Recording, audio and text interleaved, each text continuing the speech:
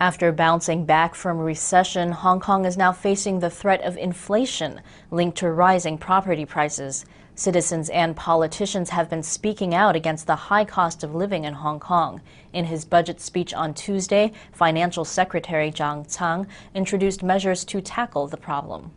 Hong Kong seems to have recovered from the global financial crisis, with annual economic growth now at 6.8%.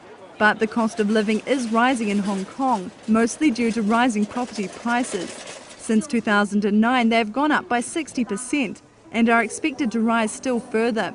It's fueled by a flow of money from mainland China and low interest rates in Hong Kong. This is driving inflation, which is expected to rise as high as 4.5% this year, from 2.4% in 2010. Pro-democracy lawmaker Leung Kwok Hung interrupted Financial Secretary John Tsang's budget speech on Tuesday, complaining about the high cost of living, while citizens protested outside the legislative building.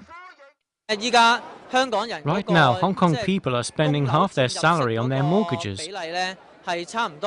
So for those people earning equivalent $1,283 a month, it's impossible to buy an apartment.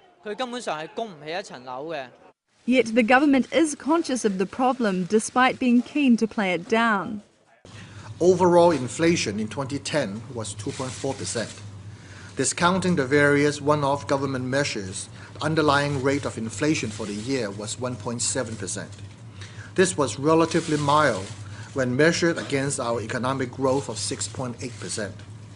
However, latest indications are that serious inflation is looming. And Tsang insists he is tackling the problems in the property market. I wish to reiterate that we are in an abnormal situation with plenty of liquidity and ultra-low interest rates. We must not lose sight of the risk to our social and economic stability with the formation of a property bubble. I'm prepared to administer additional measures when required to ensure that the property market remains stable and healthy.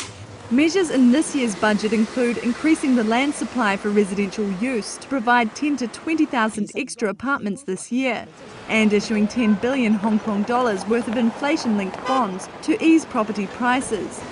Hong Kong property prices are already the highest in the world, and despite these measures are expected to go up further. Property shares on the Hang Seng Index did rise slightly after news that the new budget did not contain new property restrictions, but quickly stopped gaining after the additional land supply was announced.